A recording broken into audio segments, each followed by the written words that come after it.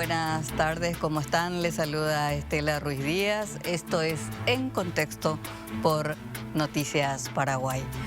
Bueno, sin dudas las elecciones en Argentina se desarrollan y se deciden el próximo domingo, segunda vuelta electoral ya, la finalísima entre el candidato oficialista y actual ministro de Economía de la Argentina, Sergio Massa, versus Javier Milei, un candidato de ultraderecha que llegó a estas instancias gracias al voto de los argentinos. Así que esta noche queremos charlar de este tema. Argentina es un país muy caro a nuestros afectos, hay más del 1.000.000 de paraguayos, miles de ellos votan también el domingo. Es refugio de paraguayos exiliados económicos, exiliados políticos. Así que lo que sucede en la Argentina, como se dice comúnmente, Argentina estornuda y en Paraguay nos resfriamos. Así que por eso queremos charlar sobre lo que va a suceder el domingo en la Argentina y qué implicancias tiene eso para Paraguay a partir del candidato que gana.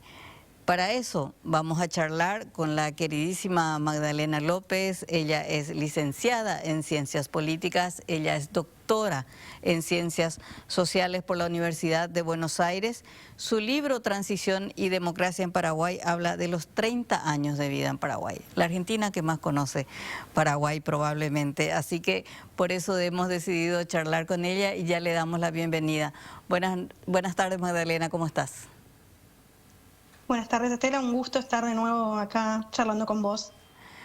Y bueno, ¿qué tal el clima allá en la Argentina, en Buenos Aires? ¿Cómo se están viviendo estos últimos días previos a las elecciones?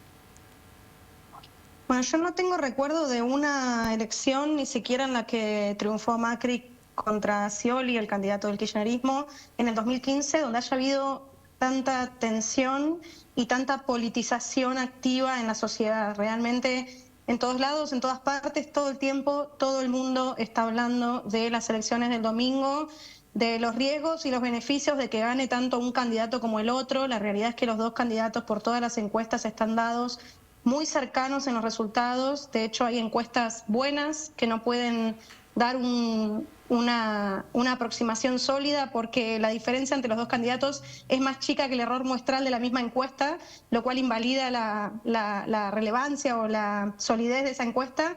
Está la sociedad absolutamente atravesada por este tema y también se ha notado, quizás más lamentablemente, un aumento en la violencia política, ¿no? No es solo mucha gente debatiendo sobre políticas, sino que además es mucha gente dispuesta a pelear por política. Ha habido denuncias de eventos violentos, de escraches, de persecución, de amenazas, de pintadas en universidades. Digo, ha habido una escalada en la violencia en los últimos tiempos que es bastante preocupante. Gane quien gane, digamos. O sea, se han abierto caminos que no son democráticos y que incluyen estrategias fuertemente autoritarias que muchas y muchos en este país pensamos que ya estaban anulados, ¿no? Y hay temas que pensamos que eran consensos que no lo son. Justamente por eso, Magdalena, ¿qué se juega el domingo en la Argentina? Más allá de, diríamos, de las propuestas políticas, de las propuestas económicas, en educación, en salud. Me parece que el debate programático ha sido rebasado totalmente por la violencia política de la que mencionas en este momento. Sí, efectivamente lo que hay son dos formas de entender el escenario democrático, si queremos ponerlo de esa forma, ¿no? Una que tiene más que ver con el respeto a la institucionalidad y al progresivo avance y camino que se fue haciendo en Argentina desde los 70, perdón, desde el 83 en realidad hasta la actualidad. Y el otro tiene que ver con rediscutir todo y sobre todo rediscutir aquello que la democracia argentina tiene como fundamento, ¿no? Esto de desaprobar la actitud y las acciones terroristas del Estado en los 70, juzgar a los genocidas en juicios de la justicia común y civil, no en juicios militares, pactar que existieron 30.000 desaparecidos, incluso aunque ese número no esté evidenciado numéricamente, porque justamente el desaparecido, justamente el poder de esa cifra es obligar a los dictadores a decir dónde están los desaparecidos y dónde están los hijos y nietos secuestrados. Este tipo de, si se quiere, consenso democrático, una fuerza política se basa en él y la otra fuerza política propone discutirlo. Y con ello también discutir un conjunto de derechos y de, prácticas democráticas que tiene la sociedad argentina, que a partir de esta fuerza no debería tenerlas. Por eso también el debate sobre la democracia es también el debate sobre los derechos sociales, es también el debate sobre el derecho a la educación, el derecho a la salud, el derecho a la vivienda, los derechos civiles, los derechos de las mujeres, los derechos del género, etcétera, etcétera. Entonces, al debatir los basamentos que nos hicieron una sociedad democrática con este conjunto de características, también estamos debatiendo eso otro. Entonces pensamos el pasado y revisitamos el pasado porque en realidad lo que quieren hacer es modificar el presente y modificar un conjunto de derechos que se fueron construyendo a partir de esta trayectoria democrática, que es distinta en Argentina, esta trayectoria democrática, a otros países, es distinta a la que se dio en Paraguay. Entonces lo que están poniendo en peligro es este consenso democrático que existíamos. La otra fuerza es una fuerza que tiene en su espalda la responsabilidad de la crisis económica, que no es menor, que en Paraguay la conocen, porque cada vez que en Argentina hay un cambio en el dólar blue, hay un montón de ingreso de pesos que los paraguayos tienen que ver cómo afecta la estabilidad de la economía, incluso de Paraguay, debido a los problemas macroeconómicos argentinos. Entonces la fuerza que dice el consenso democrático es necesario, no podemos renunciar a nuestra trayectoria, es la misma que tiene y que carga con la responsabilidad del colapso económico. Entonces el debate es es discursivamente por la economía, pero en el trasfondo es por nuestro pasado democrático, por nuestros consensos democráticos. Ahora, ¿cómo se llega a esta instancia, Maggie? ¿Cómo llega la sociedad argentina a este momento de que un candidato que abiertamente dice que admira la dictadura, un negacionista del cambio climático, que propone venta de órganos, que propone eliminar la educación pública, o como mencionabas, derechos sociales o aquellos grandes consensos y aquellos grandes procesos largos de derechos a los que ha llegado la Argentina? ¿Qué hace que la sociedad finalmente se decante por alguien así? ¿Qué pasó, Maggie? Porque probablemente Argentina sea la sociedad más politizada de la región, donde la gente está en permanente debate político, diríamos, ¿verdad? A diferencia mucho, por ejemplo, de Paraguay. ¿Qué pasó?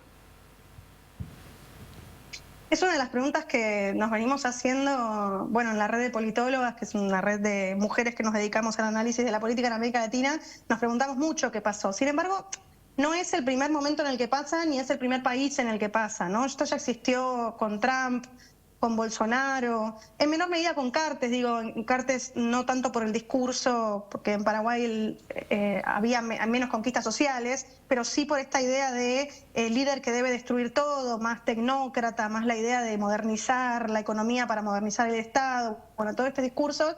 Y se dio también en Europa, ¿no? Que atravesaron también gobiernos de este tipo, de lo que algunos autores llaman las nuevas derechas. No es tan original, quizás es muy sorprendente en el caso argentino porque nuestro nuevo derecha, si queremos llamarlo así, propone cosas que son casi imposibles de realizar, como dolarizar y al mismo tiempo cerrar el Banco Central, o como la venta de órganos, o como la venta de niños, el libre mercado de infancias en adopción, cosas que son como muy rimbombantes y muy extrañas, y eso sí quizás lo que tiene es una aceleración en ese discurso conservador, pero no es tan raro lo que sucedió.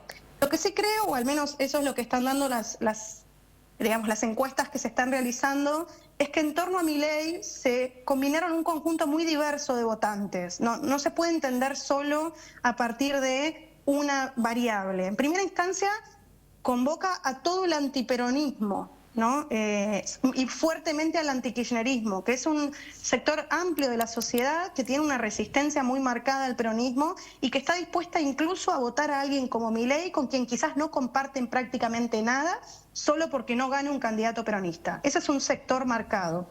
Otro sector marcado que han dado las encuestas son varones jóvenes.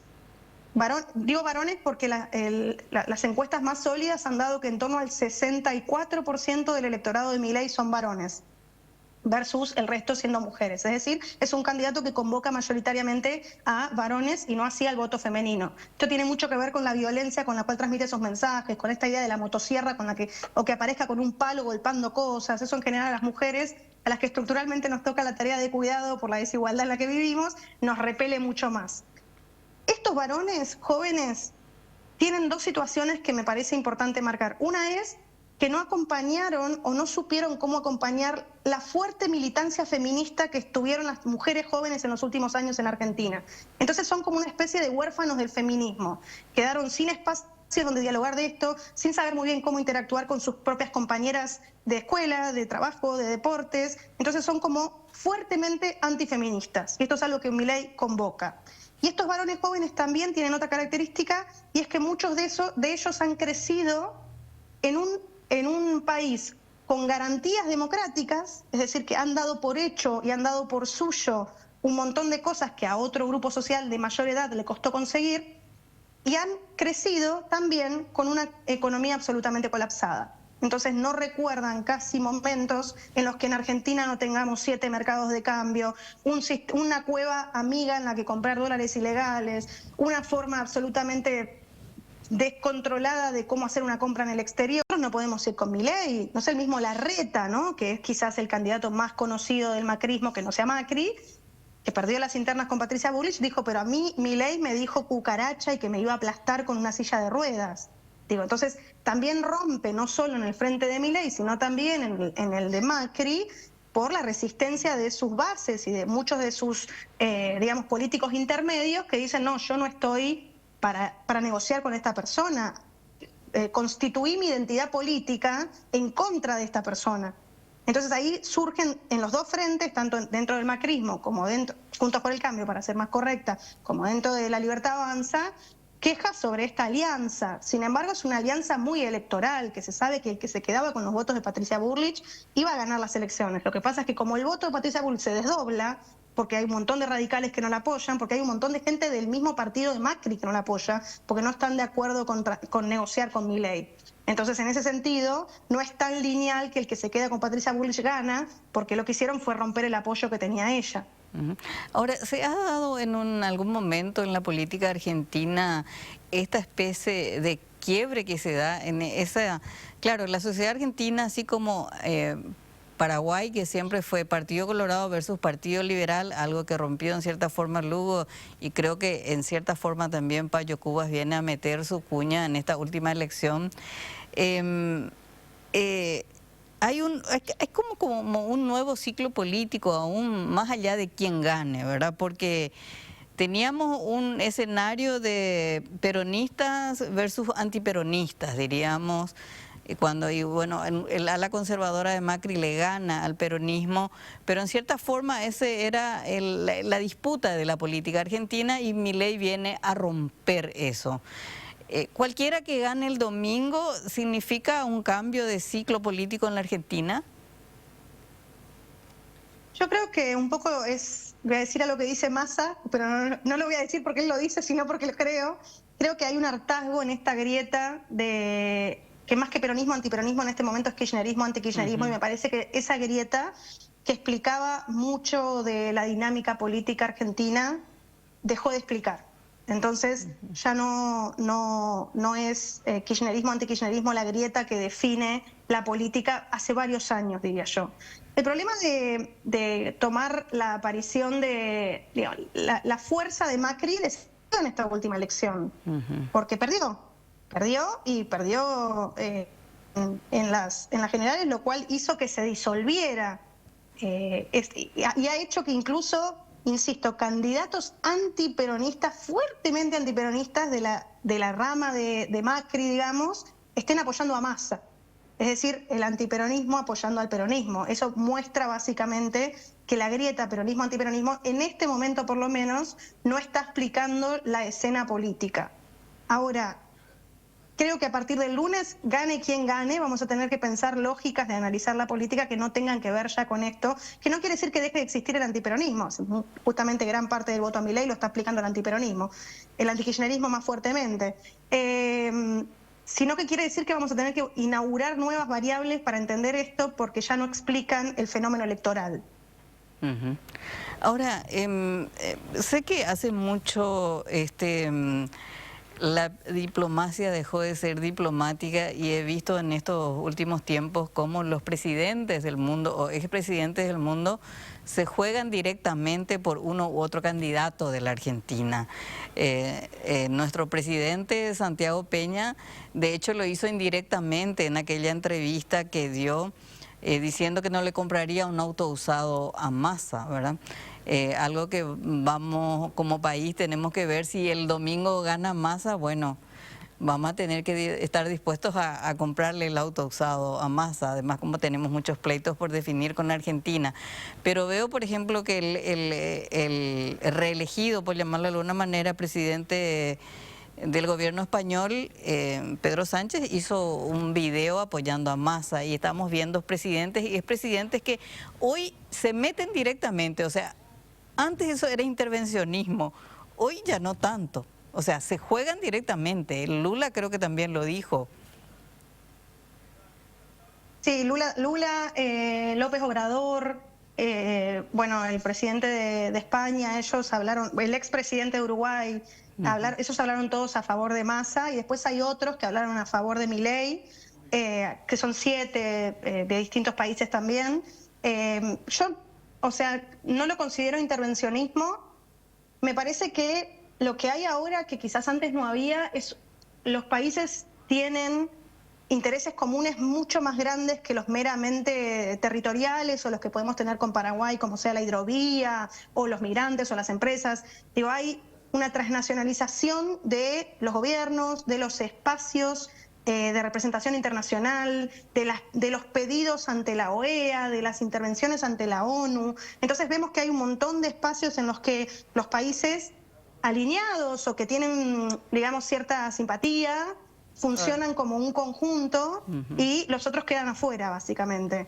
Y eso me parece que hace que muchos presidentes y expresidentes estén con intenciones de que gane o no gane Massa o Milei. Pensemos que justamente en términos de relaciones internacionales, Milei ha dado indicios muy preocupantes, incluso para Paraguay, digo. No sé si Peña estaba al tanto de todo esto cuando dijo que no le compraría un auto usado a Massa, pero quizás sería momento de que empiece a reflexionar si capaz sí está necesitando el auto usado de Massa, porque la canciller que Milei prometió poner a la cabeza del Ministerio de Relaciones Exteriores en Argentina es una persona que está muy a favor de el libre mercado y de la no intervención, y a su vez es una persona con un pensamiento muy, muy conservador en términos de migraciones. Por lo tanto, habría que preguntarle a Peña si estaba informado de esto antes de dar esas declaraciones.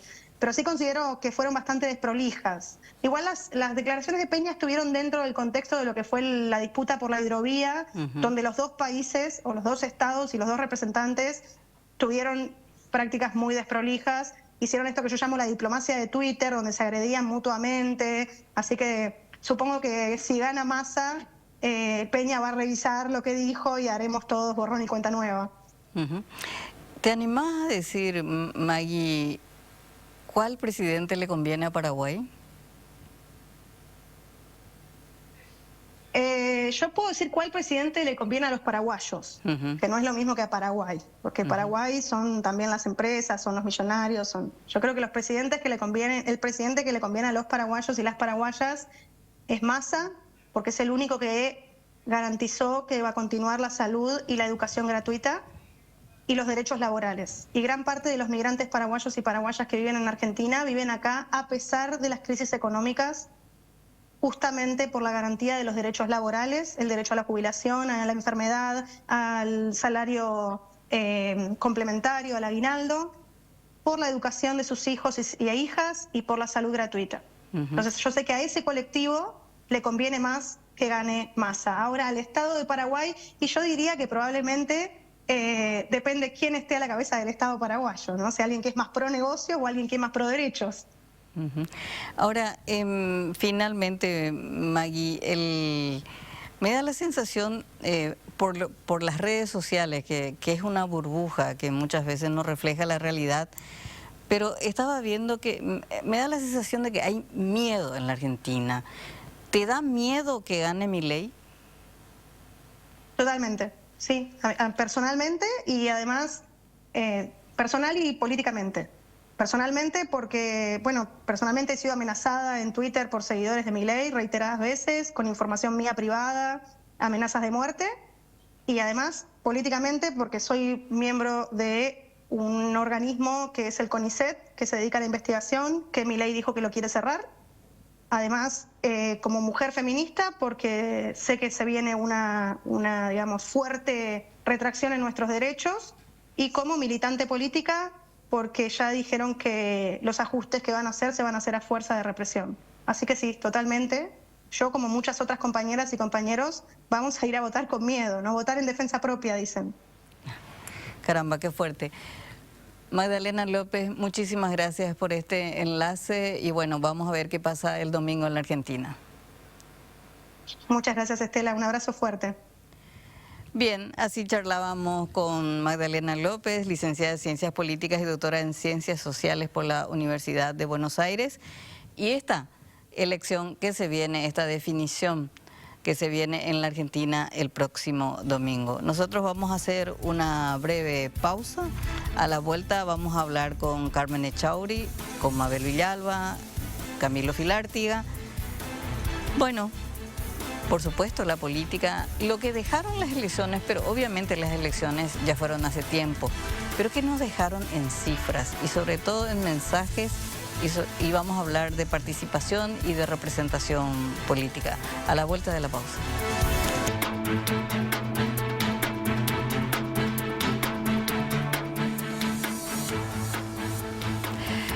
Bien, seguimos aquí en Contexto, ya en nuestra segunda parte de nuestro programa de hoy. Vamos a hablar de democracia y elecciones, pero sobre todo los datos que nos dejaron las elecciones. ¿Qué significan esos datos? Vamos a hablar de representación política, de la participación de las mujeres, de la participación de los indígenas.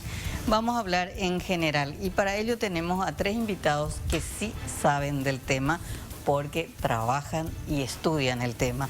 Ya le damos la bienvenida a la socióloga Carmen Echauri. ¿Cómo estás, Carmen? Buenas noches, Estela, y buenas noches a la audiencia. Un gusto compartir este espacio contigo y poder conversar de esto que nos apasiona.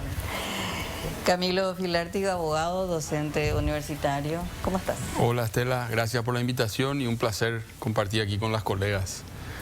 Mabel, Sara Mabel Villalba, ella es politóloga. ¿Qué tal, Mabel? ¿Cómo estás, Estela? Un placer estar acá y con los colegas también.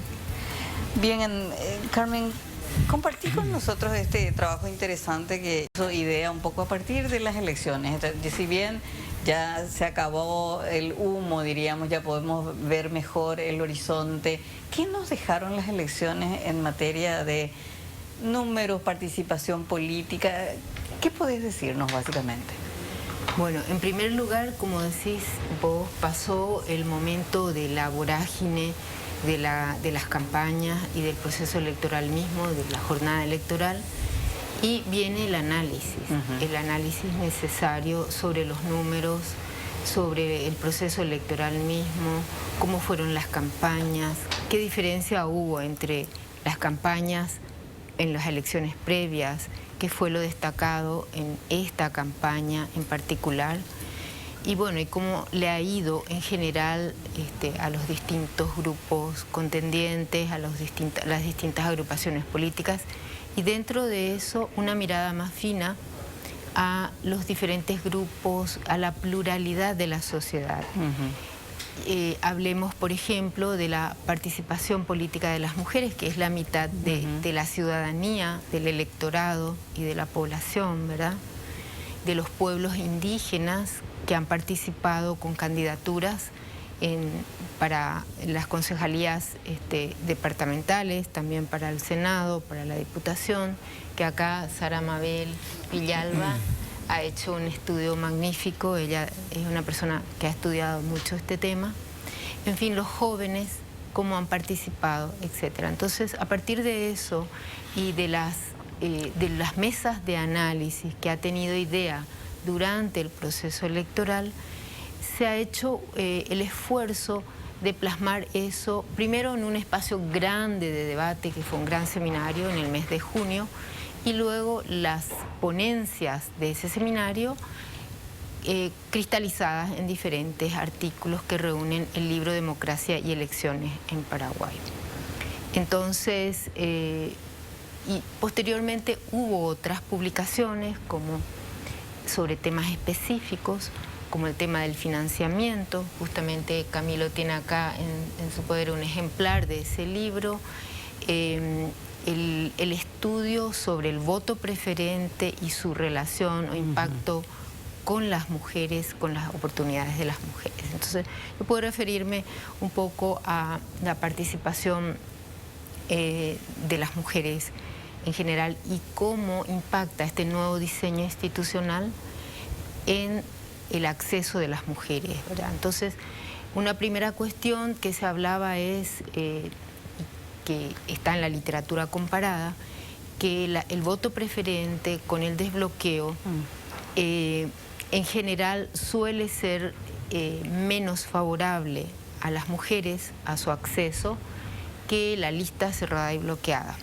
Bueno, eso se sabe porque tenemos en la región no solo la ley muy pionera de la Argentina, la ley de cupo del 33%, que ha tenido un diseño muy bueno y que ha permitido, hay una relación directa entre el incremento de las candidaturas y de las mujeres electas con ese diseño institucional.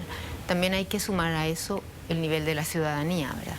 En el caso paraguayo, no se puede afirmar taxativamente que ese diseño institucional está directamente relacionado con el resultado, porque eso, el diseño del voto preferente, hay que poner en una coyuntura, en un contexto. En una coyuntura en la que, en primer lugar, las candidaturas de mujeres fueron menos en esta elección comparada con la elección anterior. En el 2018 hubo casi 40% de mujeres candidatas.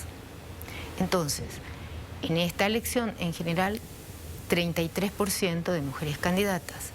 Y para el Senado, para la Cámara de Diputados y para las juntas, otra vez está en el rango del 26%, 27%, más o menos, de candidaturas.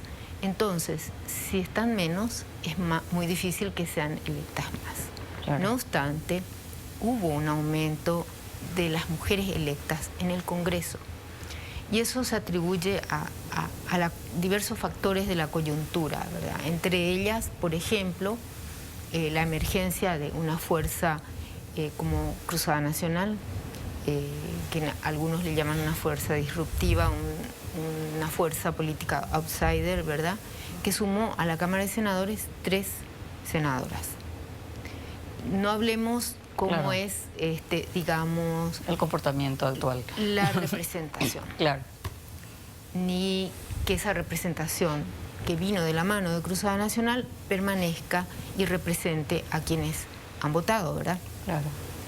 Entonces, ese es un factor. Si miramos los partidos políticos, la contribución de los partidos no se ha movido mucho. Es decir, el Partido Liberal mantiene sus 3 senadoras electas y el Partido Colorado 3 también. Entonces, hoy tenemos de 8 mujeres que fueron electas en la legislatura anterior, 9 cuando entró Mirta Usinski, tenemos hoy 11 senadoras. Lo mismo pasa en la Cámara de Diputados. Ahí entra a tallar también otros elementos del sistema electoral que no actúan solos. Siempre discutimos eso, que cuando se mueve una pieza del sistema electoral, se mueve absolutamente todo. Entonces, un elemento es el tamaño de las circunscripciones. En circunscripciones pequeñas, las candidaturas de las minorías y de las mujeres que no son minorías, sino son una mayoría excluida, tienen menos chance, porque en general en el territorio la apuesta a candidaturas que son competitivas no pasa por la figura de una mujer. En general los partidos apuestan a candidaturas ganadoras que creen son masculinas. Entonces, a menor tamaño de la circunscripción, menores chances. Y eso nos muestra, por ejemplo, el Departamento Central, que tiene 20 bancas. Ahí, sin embargo, ocurrió algo interesante, porque en el 2018 hubo 5 mujeres electas, diputadas. Hoy hay menos. En el Senado, en la Cámara de Diputados en Alto Paraná, hay paridad ahora, hay 4 mujeres y 4 hombres. Cuanto más grande la circunscripción, mayor posibilidad, diríamos. Y mayor pluralidad política. También. En Alto Paraná, la representación de diputados es de 3 fuerzas políticas, que en general, en la mayoría de las circunscripciones de Paraguay, que son casi todas pequeñas, ¿verdad? Pequeñas son hasta 5 bancas, y de 5 en adelante medianas, de 10 en adelante son grandes, ¿verdad? Entonces, según la clasificación de Dichter-Nolen. Entonces, más proporcional, cuanto más grande, y se concentra en el llamado bipartidismo asimétrico, que lo llama Salvador Romero Vallivian, el director de IDEA, ¿verdad? Donde hay un bipartidismo aparente, aunque no en su plena definición, porque no hay una competencia real, no hay una alternancia entre esas 2 fuerzas, sino hay una fuerza que va manteniendo la hegemonía en el territorio. Entonces, para redondear, lo que hoy tenemos es un aumento en las 2 cámaras. Por fin se logra superar el 20% de la cuota mínima, que siempre fue tomada como un techo, no como un mecanismo de acción positiva que da un piso de 20% para crecer a partir de allí. Entonces, eso se supera en esta elección, pero aún es insuficiente, está lejos de tener una representación más equilibrada. Entonces, habría que pensar no solo en el diseño institucional, sino en otras variables que juegan en la coyuntura y qué pasa también dentro de los partidos políticos, en la democracia interna de los partidos políticos, cómo apuestan, digamos, a la representación de las mujeres y de los jóvenes particularmente. Perfecto. Vamos a hablar después sobre esas variables que tienen que darse para mejorar la participación, no solo la participación política, sino sobre todo la representación. Camilo, tenés en tus manos el estudio sobre financiamiento político. Sí, es un tema grosso, denso en Paraguay. Sí. Bueno, es el diagnóstico sobre financiamiento político en Paraguay, elaborado por el consultor de IDEA, bueno, consultor en realidad, colega, politólogo Guzmán Ibarra. Y creemos nosotros, un aporte sustancial al debate, sobre todo, como te decía, sobre un tema que creo que va a ser el gran tema en los próximos años, desde la perspectiva de la integridad de los procesos electorales, desde la perspectiva de buscar una competencia, digamos, más equilibrada entre los actores políticos, los partidos políticos y los candidatos, y con todo el riesgo y la amenaza que hoy genera la irrupción del crimen organizado, que es una realidad no solamente nacional, sino mundial, te diría, y lógicamente regional también. Vemos que todos nuestros vecinos están pasando por fenómenos similares en cuanto a lo que es la irrupción del crimen organizado. Entonces, el diagnóstico lo que hace es, creo que el gran aporte del diagnóstico, Estela, tiene que ver con una mirada sistémica.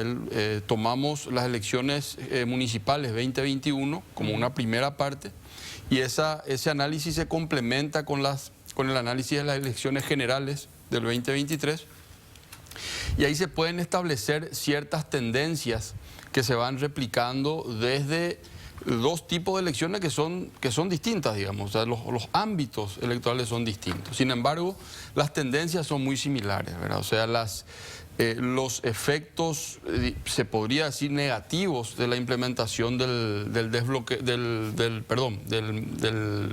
sistema de control de financiamiento, los vacíos que hemos identificado, creo que son interesantes de tomar nota, y sobre todo que sirvan de insumo a los tomadores de decisión, a las instituciones involucradas, para corregir sobre todo, ¿verdad?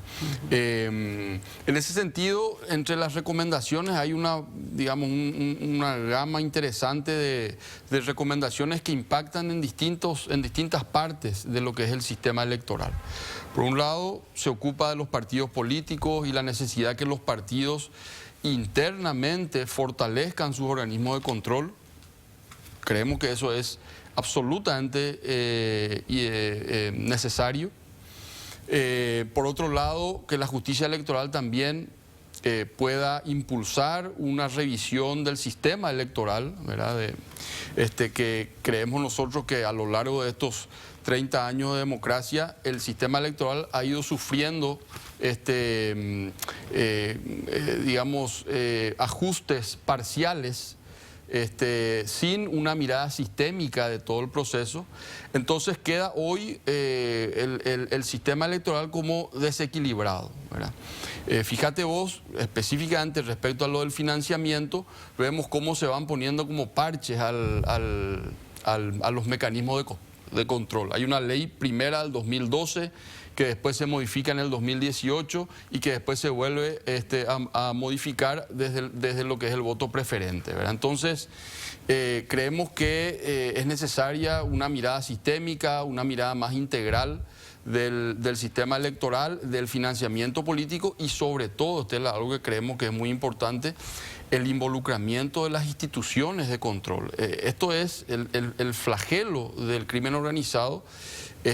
Supera ampliamente a lo que pueda hacerse solamente de una ley de financiamiento político, ¿verdad? Esto obliga a un esfuerzo interinstitucional, CEPRELAT, la SED, la Contraloría, el Tribunal Electoral, que yo no digo que nos esté haciendo, yo creo que se están haciendo esfuerzos aislados, ¿verdad?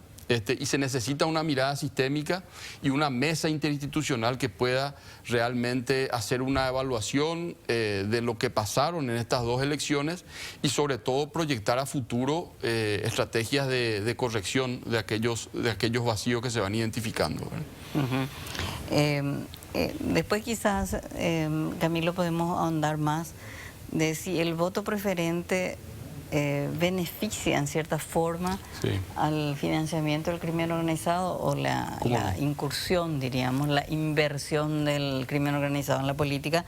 Pero antes quiero ir contigo, Mabel, y vamos a hablar de la participación política del sector indígena. ¿Cuántos votantes indígenas hay y qué podrías decirnos de ese estudio que hiciste? Sí, bueno, esa es una de las justamente falencias, digamos, del sistema político, que no hay una diferenciación, o sea, no se puede hacer una diferenciación del voto indígena ni de los candidatos indígenas de manera oficial porque en el padrón no hay un padrón indígena y la cédula de identidad, que es el documento que permite votar, no incluye la adscripción de pueblo indígena. Entonces, los votantes indígenas están invisibilizados, ¿verdad? Este es un problema que no hay solamente en Paraguay, también en otros países no está incluido esto, no hay un padrón indígena, pero sí hay países que sí tienen, y eso permite esa visibilidad y cuantificar y entender lo que es la participación indígena. Y esto es un reclamo también de varias organizaciones ya desde hace años que piden que en la cédula de identidad se incluya la adscripción del pueblo. O sea, si una persona va y se inscribe y quiere decir que es del pueblo Nivaclé, entonces que esa opción tenga. Entonces también cuando vaya a votar se puede contar y ver cómo es la participación de los diferentes pueblos indígenas en Paraguay. Y lo mismo pasa con las candidaturas. Las candidaturas, cuando el tribunal registra, o sea, la justicia electoral registra estas candidaturas, no incluye la adscripción tampoco. Y eso es más sencillo todavía porque es una cuestión de incluir una casilla donde dice de qué pueblo es el candidato a diputado, el candidato a senador o la candidata. Y esta es una recomendación de las misiones de observación electoral, tanto de la OEA como de la Unión Europea, que le han recomendado ya a Paraguay reiteradas veces que incluya esa casilla. Y lo mismo pasa en otros países. También hace poco el informe de Guatemala dice lo mismo, ¿verdad? O sea, que se incluya la casilla donde dice de qué pueblo es. Entonces se puede visibilizar oficialmente las candidaturas. En esta investigación hemos podido visibilizar mediante entrevistas, digamos, cruce de datos con organizaciones. Entonces se pudo saber cuántas candidaturas hubo, pero no es un dato oficial dado por el tribunal, ¿verdad? Y de esas pocas cifras que lograste, ¿qué podés decirnos? Bueno, se presentaron 62 candidaturas a nivel nacional en estas últimas elecciones, de las cuales 11 son candidaturas para cargos nacionales, es decir, diputaciones o sea, para Cámara de Diputados y para Cámara de Senadores. Y una candidatura a gobernación y 50 candidaturas a juntas departamentales. En los cargos nacionales, de los 11, 4 son de mujeres y el resto son de varones, ¿verdad? Y en las candidaturas a nivel nacional de juntas departamentales hay un 6% más o menos de candidaturas de mujeres indígenas, o sea, bajo, en síntesis. Mayoría es de hombres indígenas, varones. ¿Y alguno entró? No. En las elecciones nacionales ninguno consiguió la cantidad de votos. Y justamente en eso tiene que ver también... bueno, una cuestión es el financiamiento, que es lo que dicen casi todos los candidatos, claro, que las dificultades, y el tema de la división. En una lista puede haber varios candidatos o candidatas indígenas, y eso divide divide el voto en las comunidades. Ese es un punto. Pero también quiero remarcar que en las elecciones municipales sí hay 17 concejales municipales indígenas en todo el país en este momento, de los cuales 5 son mujeres, en 8 municipios y 4 departamentos. Este también es un dato que muestra que sí llegan candidaturas, pero se concentra más a nivel local, y tiene que ver con la densidad poblacional y con algunas características de comunidades indígenas que apoyan a ciertos candidatos. Claro, pero tampoco podemos saber, por ejemplo, en el caso de las votaciones, aunque no entraron, diríamos, si esos votos que obtuvieron fueron votos solamente voto indígena o también tuvieron apoyo. Eso es absolutamente imposible saber. Es imposible saber. Se puede saber la cantidad de votos por la página de la justicia electoral, ¿verdad? Pero no se puede saber si es voto indígena o es voto, justamente por esa invisibilidad del voto indígena, de no saber cuántos participan, dónde participan. Esa es una falencia, digamos, del sistema político electoral, y que solamente haciendo alguna reforma se podría, y una reforma con consulta a los pueblos indígenas. Por supuesto, si quieren. Si quieren, exacto. Claro. Decías, Carmen, yo te decía, hay que cambiar las variables, me decían, para lograr una mayor y una mejor representación política de las mujeres. Bueno, financiamiento es un tema que tenemos, que es un problema grave que tienen las candidaturas femeninas. Sí, creo que el financiamiento afecta a todos en general, ¿verdad? Y en particular afecta de manera específica a las mujeres, también a los pueblos indígenas, ¿verdad? A los jóvenes en su participación, digamos, político-electoral. Ese es un aspecto bastante específico.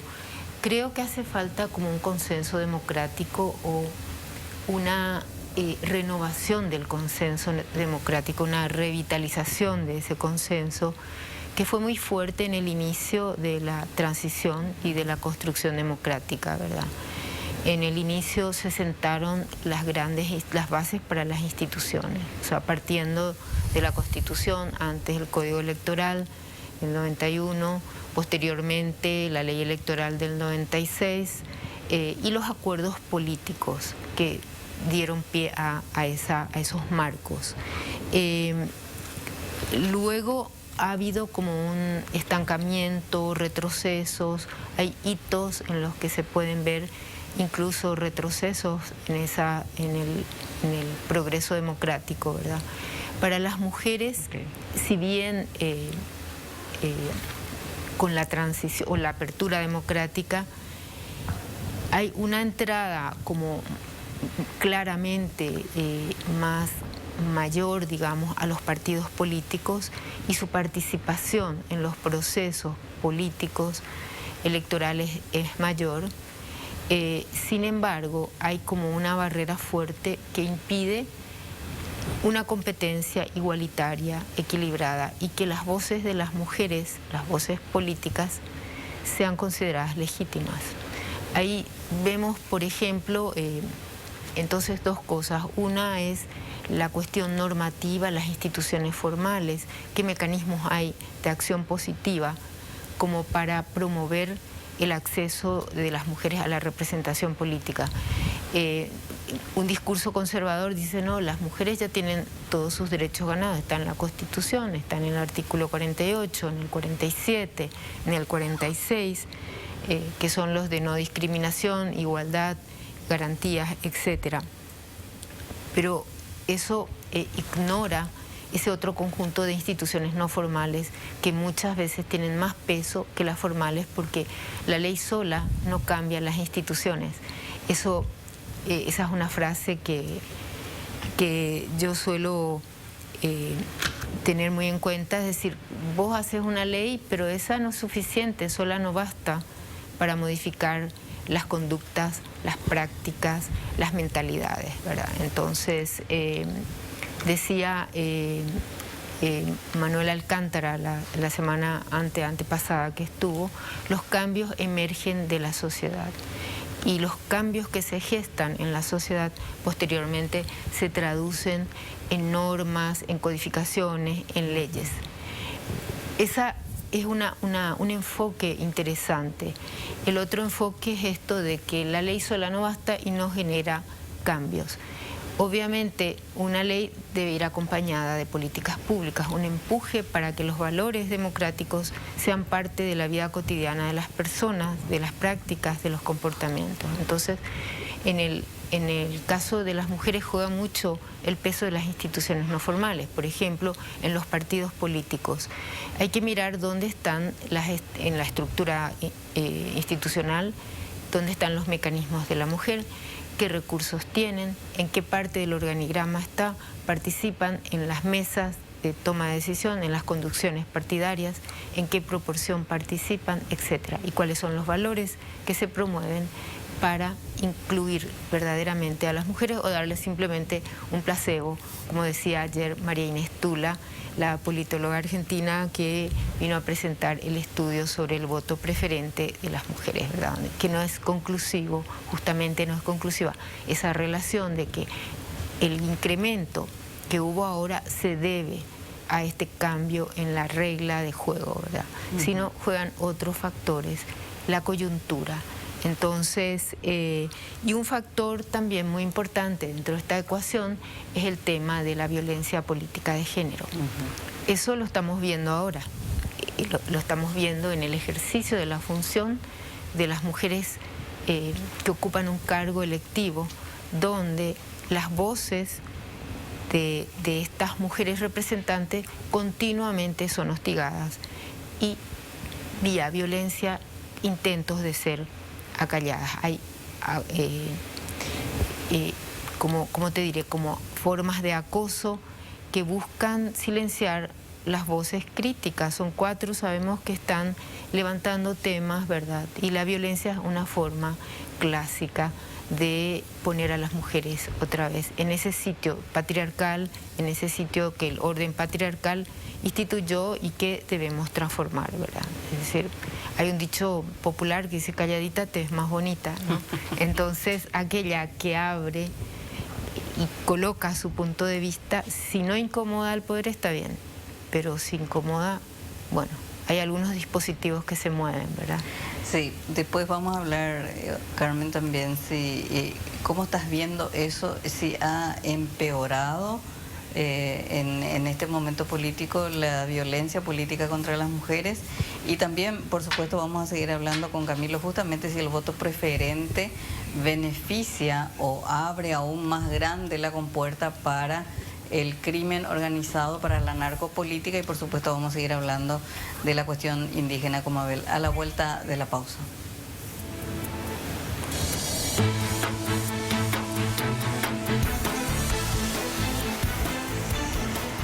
Bien, volvemos aquí en Contexto. Estamos con Carmen Echauri, Mabel Villalba y Camilo Filártiga hablando de democracia y elecciones. Quedamos pendientes, Camilo, con hablar de...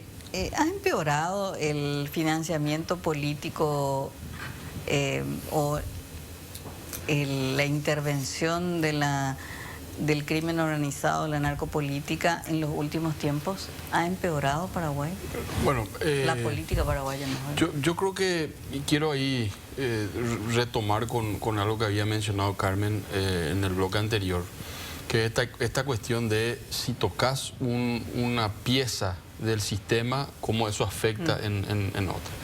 No se puede pensar que una reforma tan sustancial como la que se hizo, que es básicamente pasar de las listas cerradas y bloqueadas al voto preferencial, no vaya a tener efectos colaterales, ¿verdad? Y efectivamente los tuvo, si bien quizás es todavía premeditado o pronto sacar conclusiones muy categóricas de decir esto es un desastre o fue nefasto, no.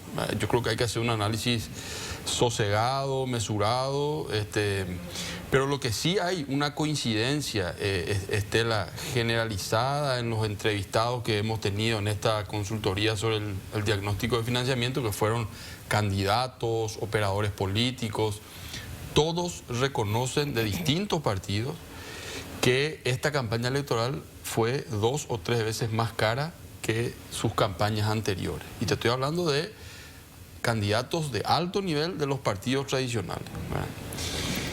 Y ese es un problema porque reduce el pluralismo para la democracia, condiciona la ampliación de posibilidades y de oportunidades para la representación política. Y con eso lo que tenemos es que hay ciertas voces de la sociedad que directamente no van a estar representadas.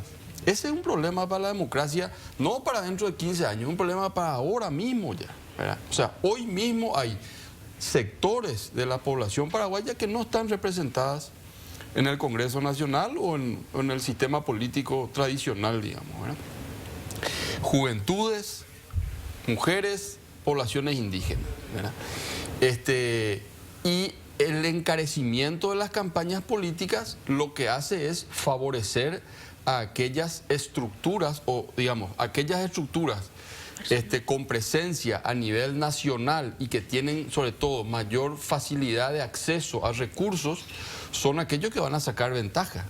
O sea, no es que el voto preferente de manera automática beneficie, sino que es un efecto de el mayor encarecimiento o del encarecimiento de las campañas, ¿verdad? Y esto sí es algo que se pudo ver tanto en las municipales como en las elecciones generales, y fue algo también recogido, relevado de las entrevistas realizadas con los distintos candidatos y actores políticos. Este es un problema concreto y reconocido por los actores políticos.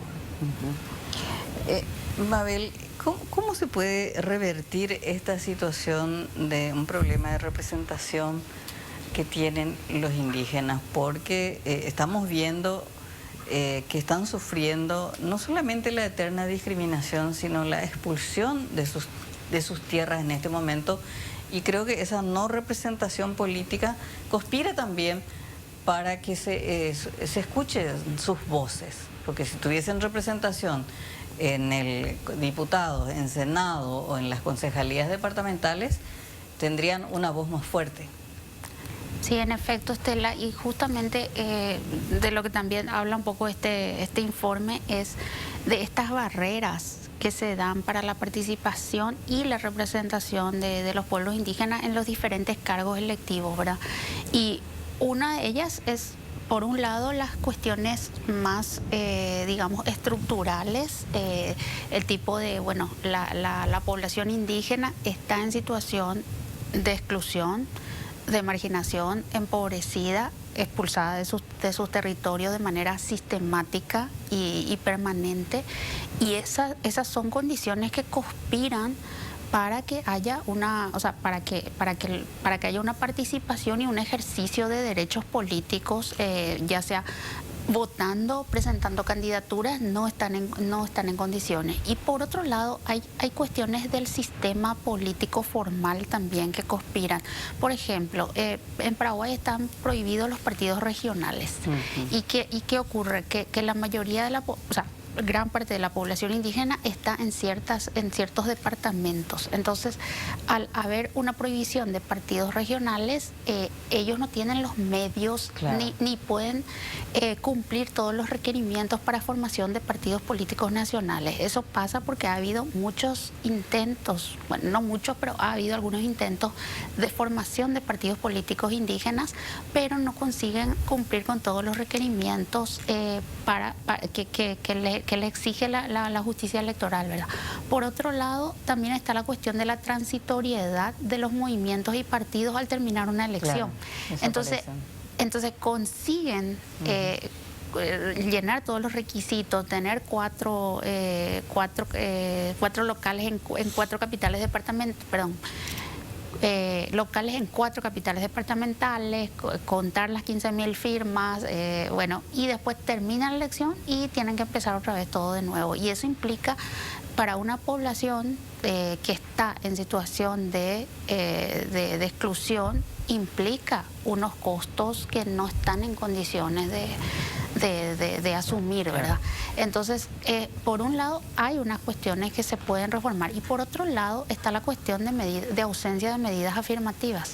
Paraguay no tiene ningún tipo de medidas afirmativas para los pueblos indígenas, escaños reservados, cuotas en los partidos, como tienen otros países, porque estas medidas afirmativas está comprobado que una vez que se instalan, ayudan a que, primero, a que se les visibilice, y segundo, a que puedan, tienen 2 escaños reservados, ya pueden ocupar estos escaños, y eso ayuda a visibilizar justamente esos problemas. Actualmente hay un proyecto de escaños reservados para pueblos indígenas que está en estudio en Cámara de Senadores, ¿verdad? Así es. Me quedan poquísimos minutos. Creo que Jenny me va a decir que creo que me quedan 2 minutos.